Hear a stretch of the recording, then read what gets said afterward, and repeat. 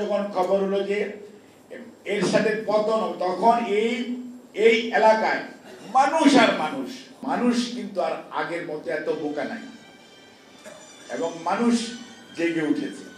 এবং মানুষ যে জেগে উঠেছে এই অবস্থায় যারা গণতন্ত্রের কথা বলি, আমরা যারা জনগণের স্বার্থের কথা বলি, জনগণের অধিকারের কথা বলি, ন্যায়ের কথা বলি, সুশাসনের কথা বলি, দেশের সার্বভৌমত্ব স্বাধীনতার অক্ষুণ্ণ রাখার কথা বলি, সেই মানুষগুলোকে কিন্তু একই প্ল্যাটফর্মে আসতে হবে এবং ঐক্যবদ্ধ থাকতে হবে। রাজনৈতিক আমাদের মতাদর্শগত বিভাজন থাকতে পারে, কিন্তু কতগুলি কমন কজে দেশের স্বাধীনতার ব্যাপারে, সার্বভৌমত্বের ব্যাপারে আমরা সবাই একই প্ল্যাটফর্মে থাকতে হবে।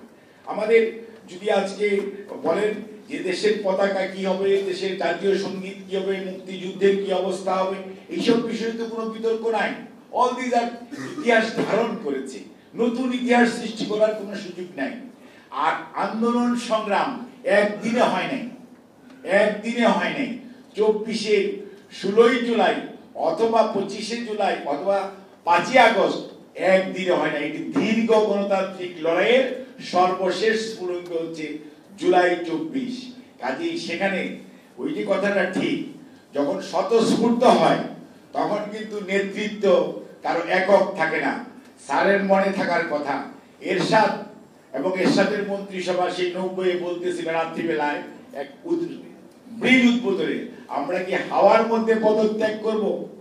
কিছুক্ষণ পরে রাত্র 8টার সময় তখন ব্যারিস্টার ইশতিয়াক সাহেব এবং স্যার আর রিয়াজউদ্দিন ভাই প্রেস ক্লাবের প্রেসিডেন্ট ছিলেন, রাত্রিবেলা তখন রাত্র 9টা কি 10টা বাজে, তখন বিবিসি থেকে প্রথম তো খবর তো কিছু শোনা যায় না, তখন তো এত মোবাইল বা এত কিছু সোশ্যাল মিডিয়া কিছু ছিল না। তখন সর্বপ্রথম যখন খবর হলো যে এরশাদের পতন, তখন এই এলাকায় মানুষ আর মানুষ, ইট ওয়াজ নট মানে রেগুলেটেড অর কোনো নেতৃত্বের কমান্ডে ছিল না। যে কথাটি সেলিম ভাই বলেছেন উনি যথার্থই বলেছে।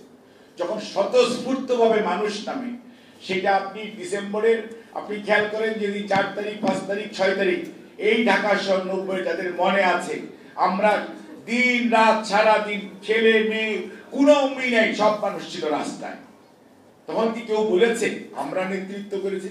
কত মানুষ এত, তখন কিন্তু 3টা জোট ছিল, কেউ কিন্তু বলে নাই যেটা আমাদের আন্দোলনের ফসল।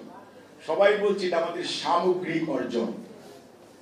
এবং এই মবকে কন্ট্রোল করার জন্য ইশতিয়াক স্যার আর কামাল হোসেন সাহেব আর মাজেদ স্যার, তারপরে রিয়াজউদ্দিন সাহেব এখানে রিক্সার মধ্যে রাত্রের মধ্যে মাইকে দাঁড়ায় বলতে হয়েছে, কারণ কেউ তখন মৃত্যু রোডের দিকে যাওয়ার চেষ্টা করতেছিল, যেহেতু তারা এইসব বড় বড় কথা বলেছে। সেই মবকে কিন্তু ইনারা কন্ট্রোল করেছে, নিয়ন্ত্রণ করেছে, এরকম কোনো ঘটনা ঘটেনি।